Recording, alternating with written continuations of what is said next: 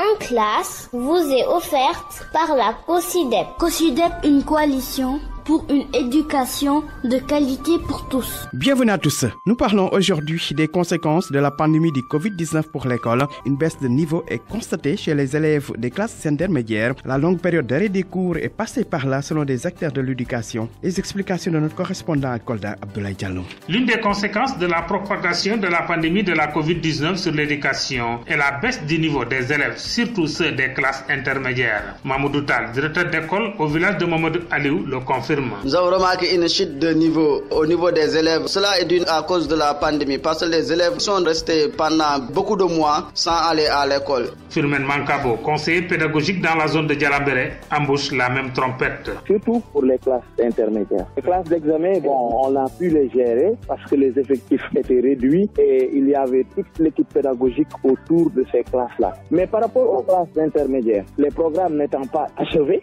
on a pu faire tout simplement le premier trimestre au niveau élémentaire. À partir de ce premier trimestre, nous avons fait passer les élèves en classe supérieure avec un niveau vraiment au rabais. Pour essayer de juguler ce phénomène, certains enseignants dispensent des cours de renforcement tous les après-midi, des jours de lundi, mercredi et vendredi. Le collectif des directeurs d'école n'est pas du reste dans ce travail de relèvement du niveau, nous dit Firmin Mankabo. Les enseignants sont obligés de se donner et même à faire des cours de renforcement des lundis après-midi. Ils sont nombreux, ceux-là qui condamnent le non-déroulement correct des enseignements-apprentissages à domicile via le poste téléviseur. Beaucoup d'élèves ne pouvaient pas suivre ce type d'enseignement à cause d'un manque d'électricité. Cette situation de baisse de niveau des élèves des classes intermédiaires était prévisible, à en croire l'inspecteur de l'éducation à la retraite Alfousseini Gassama. Il souligne que les lacunes vont s'accumuler pour les élèves. Il y a eu une très longue pause malgré les stratégies alternatives qui ont été utilisées,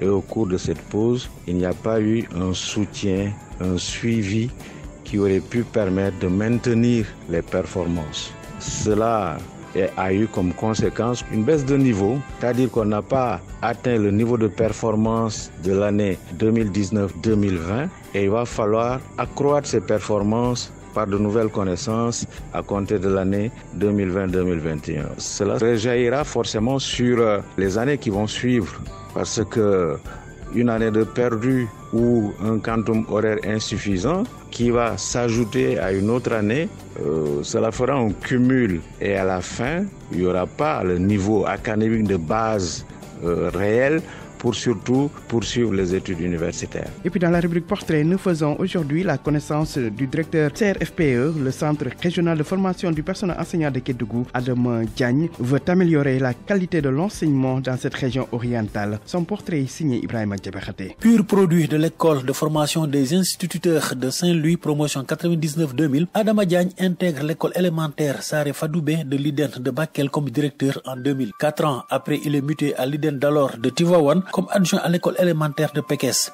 Il a vite gravi les échelons pour intégrer le corps des inspecteurs de l'éducation en 2012. Après 6 ans passés au CRFPE de Kolda en qualité de formateur, chef du département TIC et formation à distance, il est nommé adjoint à l'IF de Grand Dakar en charge du district des HLM, de la gestion des ressources humaines et responsable du quantum horaire. En janvier 2020, à la faveur d'un appel à candidature, il devient ainsi le 3e directeur du centre régional de formation des personnels de l'éducation de Kédougou. Cet inspecteur de l'enseignement élémentaire titulaire d'un certificat d'aptitude à l'enseignement secondaire option sciences physiques ambitionne de faire du CRFPE de Kédougou un hub de formation pour améliorer considérablement la qualité de l'éducation et de la formation dans la région. Ce natif de Touba Mérina, marié et père de 5 enfants, entend privilégier dans le management de sa structure la concertation, la contractualisation avec les acteurs, la responsabilisation de tous les personnels dans leur domaine de compétences en ayant en ligne de mire la reddition des comptes. Merci à Ibrahima Djabakhate et à Abdoulaye Diallo. Vous pouvez réécouter cette émission sur www.rfm.sn et sur www.cosidep.org.